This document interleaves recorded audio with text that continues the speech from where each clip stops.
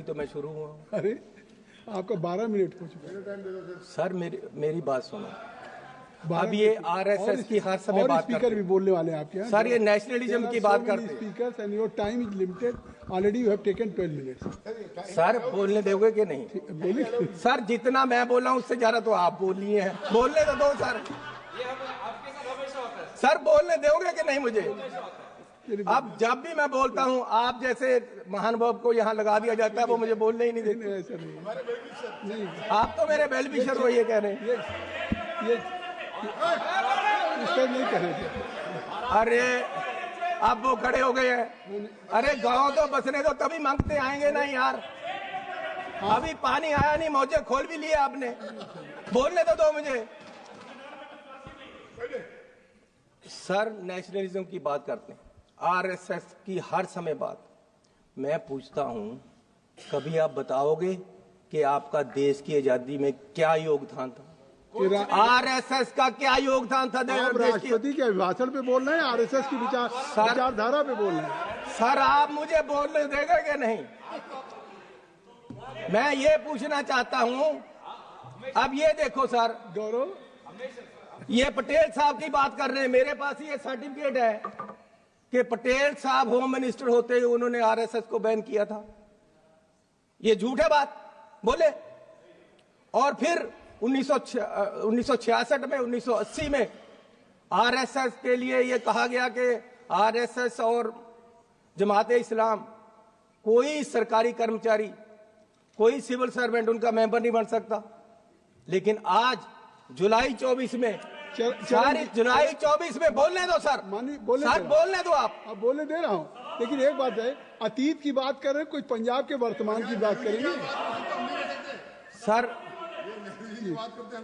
Sir अब 24 में, जुलाई 24 में इन्होंने आरएसएस को ये कर दिया कि आरएसएस में कोई भी सरकारी कर्मचारी मेंबर बन सकता है। जब नेहरू जी देश के प्रधानमंत्री थे, 62 के चाइना युद्ध के बाद 1963 में इंडिया गेट पर परेड में राष्ट्रीय स्वयंसेवक संघ को नेहरू जी ने शामिल कराया।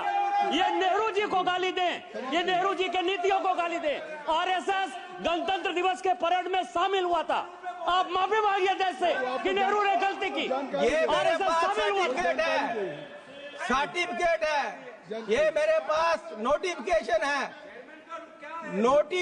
है सर के जानकारी दे रहे हैं। आरएसएस जानकारी दिया सर। बोलने नहीं देना तो आपकी मर्जी है। नहीं, मैं आपको बोलने दे रहा हूँ, लेकिन आप कंक्लूड करिए ना। आरएसएस का मेरे पास नोटिफिकेशन है कि आरएसएस को कहा गया था कि आप कभी भी राष्ट्रपति का सरकारी कर्मचारियों को अभिभाषण होता है, सरकार पे बोलिए सर। पंजाब अब की ये सरकार अब वकालत तो आप ही कर रहे हो सारी उनकी सर।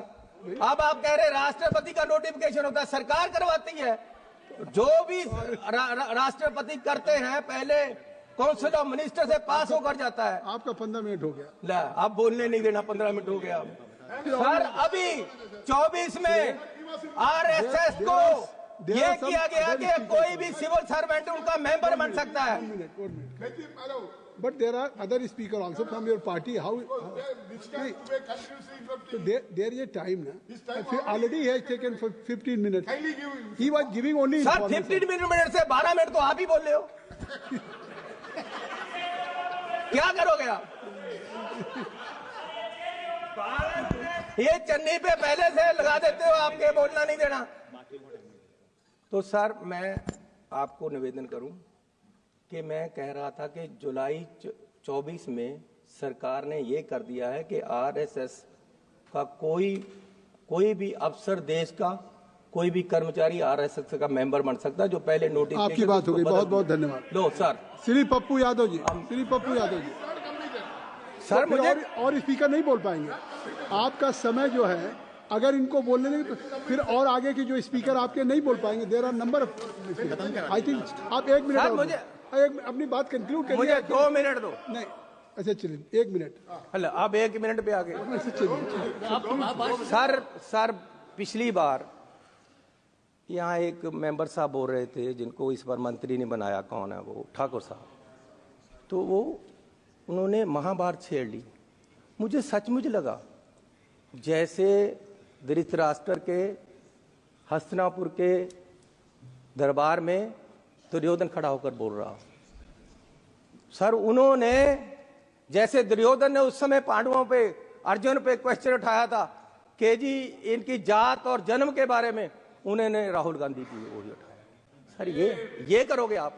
ये चलेगा? ये देश में होगा?